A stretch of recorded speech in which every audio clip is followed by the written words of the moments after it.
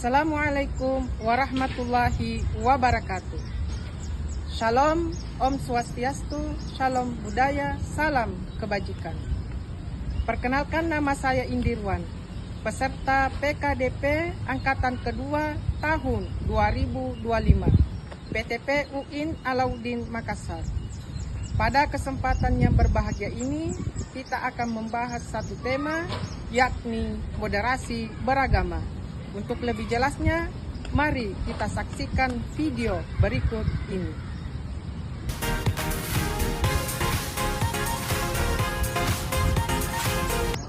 Adalah jalan tengah.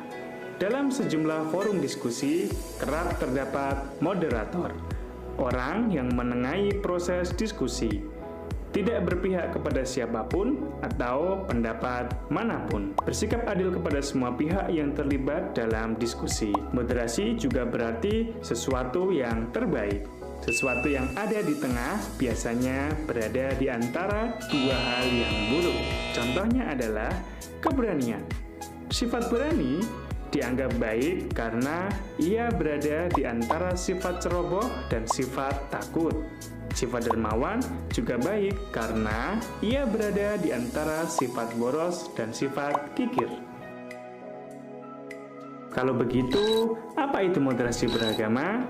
Moderasi beragama berarti cara beragama jalan tengah sesuai pengertian moderasi tadi. Dengan moderasi beragama, seseorang tidak ekstrim dan tidak berlebih-lebihan saat menjalani ajaran agamanya. Sedang orang yang mempraktekannya disebut moderat. Bisa disebutkan contoh beragama yang berlebihan? Bisa dong. Contoh paling gamblang adalah ketika seorang pemeluk agama mengkafirkan saudaranya sesama pemeluk agama yang sama hanya gara-gara mereka berbeda dalam paham keagamaan. Padahal hanya Tuhan yang Maha Tahu apakah seseorang sudah masuk kategori kafir atau tidak. Seseorang yang bersembahyang terus-menerus dari pagi hingga malam tanpa mempedulikan problem sosial di sekitarnya bisa juga disebut berlebihan dalam beragama loh. Seseorang juga bisa disebut berlebihan dalam beragama ketika ia sengaja merendahkan agama orang lain atau gemar menghina figur atau simbol suci agama tertentu. Dalam kasus seperti ini, ia sudah terjebak dalam ekstremitas yang tidak sesuai dengan prinsip-prinsip moderasi beragama. Ada contoh sikap ekstrim lain? Ada.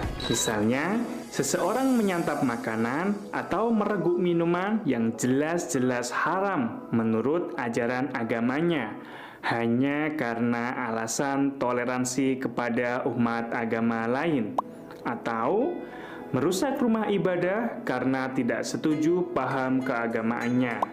Sikap ekstrim lainnya adalah mengikuti ritual pokok ibadah agama lain karena alasan tenggang rasa. Ini semua tidak bisa dibenarkan. Bersikap moderat cukup dengan menghormati orang lain dan tidak mengganggu satu sama lain. Ia sendiri harus mantap dengan kepercayaannya, tidak perlu menggadaikan keyakinan.